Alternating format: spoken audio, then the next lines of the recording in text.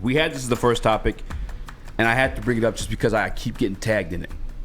And it's crazy that I'm getting tagged in it because I was berated when I spoke of such things. And don't you speak such blasphemies. That's what I'm saying. But when I talk about the trade deadline, and I bring up a running back that may or may not be shopped, Saquon Barkley, I'm told this isn't Madden.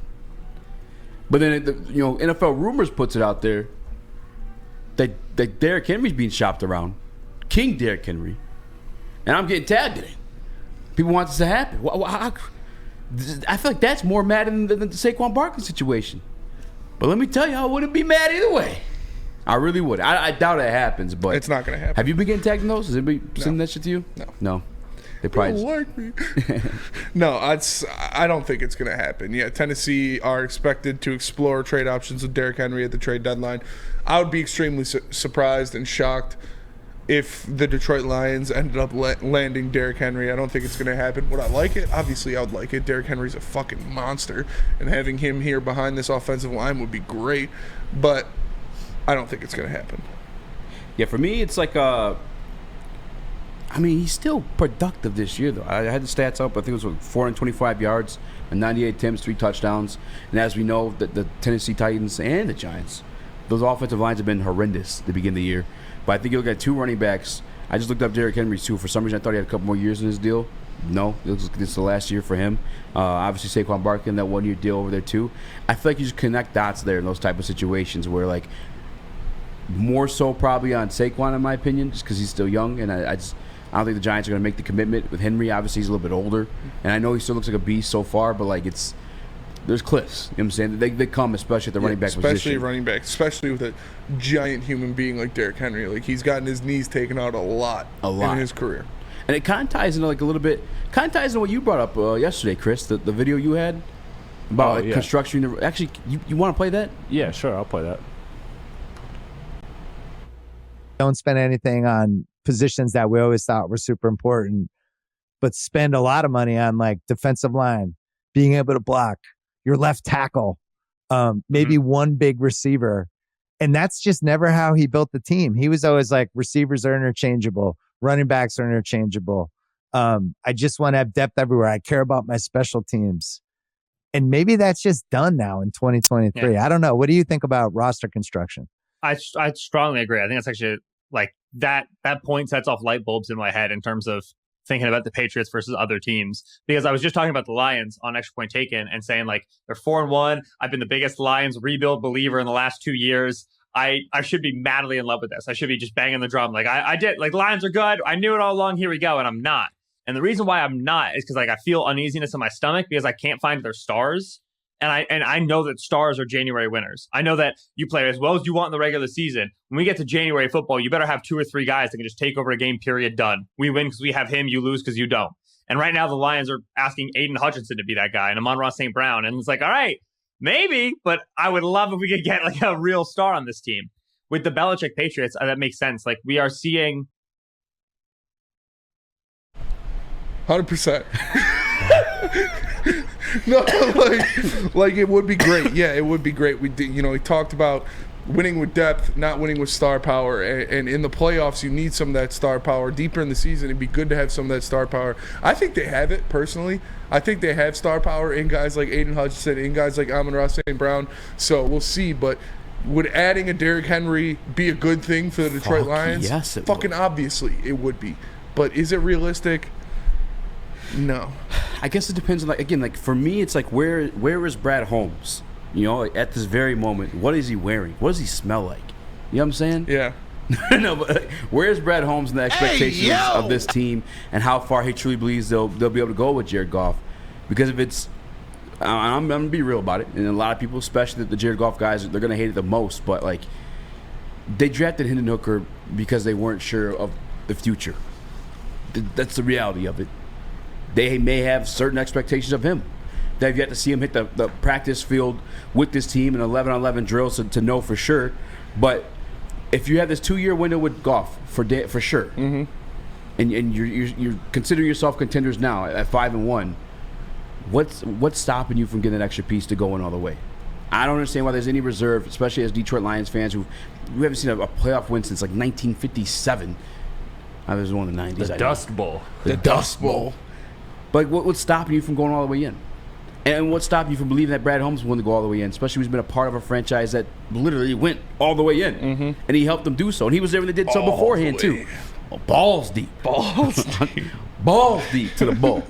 I'm just saying, like, it's just, it makes, and for me specifically, too, and I bring back the reference at the beginning of the season, is like, we have Dave Montgomery, and I love him as a rock'em sock'em guy to fall for those extra 4 or 5 yards, and he's going to be back. Mm-hmm. Obviously, he's not on IR this week, but, like, I would like to have another big body there just for a backup, because obviously, we in the absence of him, we don't. And, like, who was Detroit Supremacy saying he's washed, like, he had 1,500 yards and 13 touchdowns last year. Henry last year? Yeah. He's got almost 500 yards and 3 touchdowns already this year. Like, he's not washed. He's getting close. Don't get me wrong. There's going to be a cliff eventually, but yeah, would I like to see it? Yes. Do I think it's going to happen? No. Yeah. And for me, too, is like, just going all the way in, bro. What's stopping you? Do you want to win or not? Do you want to go to the Super Bowl? Henry does like nothing for you, says Freddie West. Come on, man. It's Derrick Henry. You're telling me that play action with Derrick Henry wouldn't be disgusting? Like, with this offensive line having Derrick Henry behind it? Come on now. Come on. Let's actually think about this, people. Let's actually go into the real world here.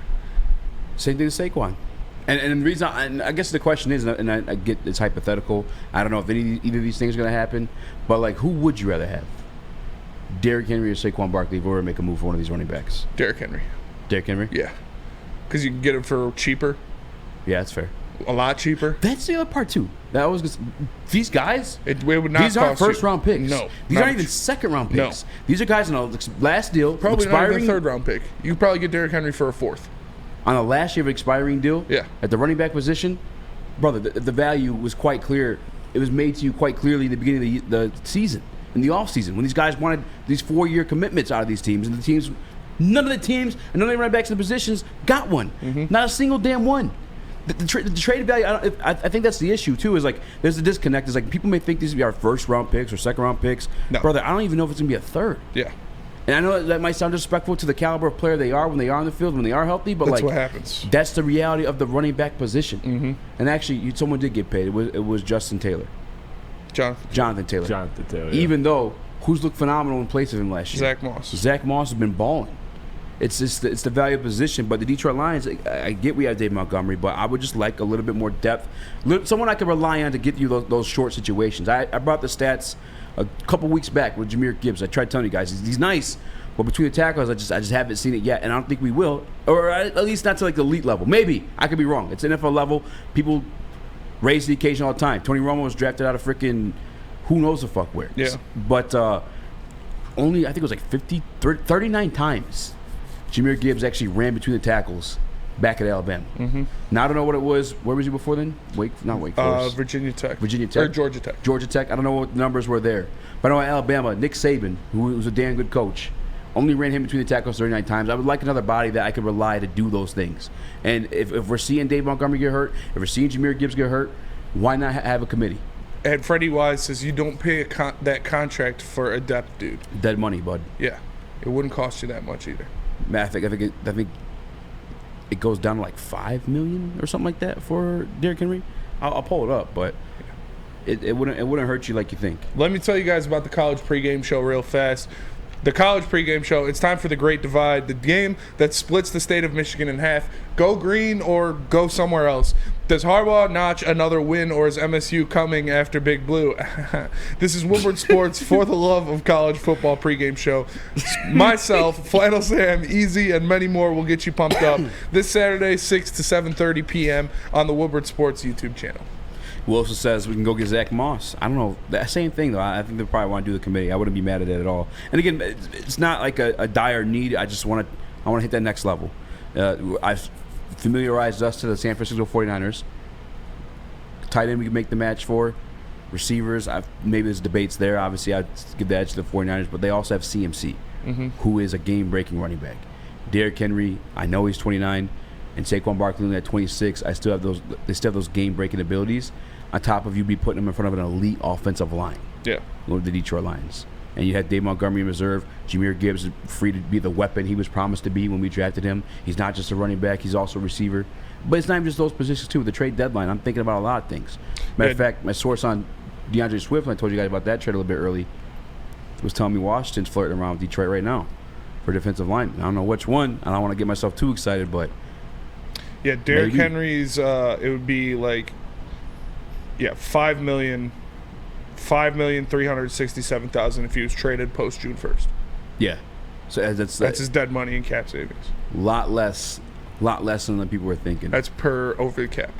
Shout out. Chris, you gonna say something? I was just gonna say, like, the whole idea of fan trades just bothered me because, like, there's the Derrick Henry trade. People are like, "Oh, no way, you get him for just a fourth," but then they're talking about Chase Young, Max Crosby for a third or a fourth. Like, no, these are people. You can't get caught up in what people are saying when it comes to trade values. And at the end of the day, the financial part, I'm not too worried about when it comes to Brad Holmes because he's shown a strong creativity to move around the finances. Yes. Like, we saw that a lot this offseason. How many times do we just go, oh, shit, and another $10 million? Yeah. Like, this dude was just, like, sitting on $10 million. Like, oh, shit, found another $10 million right here. Like, he's creative with his money. So, to me, the financial side of it doesn't really matter. I don't want to go too strong and say that, but it doesn't really matter to me He'll because make it I trust. work. Yeah, he'll make it work. To me, it's about the value. Is he worth the value of a fourth-round pick for this Lions team, as opposed to the alternatives of what that fourth round could get you? And if the answer is he's worth that, then do it. Absolutely. And to put the trade value in perspective, too, there's a guy that's also flirted around being a Detroit Lion, and Jalen Ramsey. He's one of the top corners in the league. True. Only 28 years old. Got traded for a third-round pick to the Miami Dolphins. The running back position that's been, like, severely devalued. Derrick Henry might go for a fourth, bro. Is that crazy? You think, am I tripping saying that? No. I mean, Ramsey, that's a valuable position at cornerback, too. Yeah. A year younger than Derrick Henry, even. Yep. Just saying.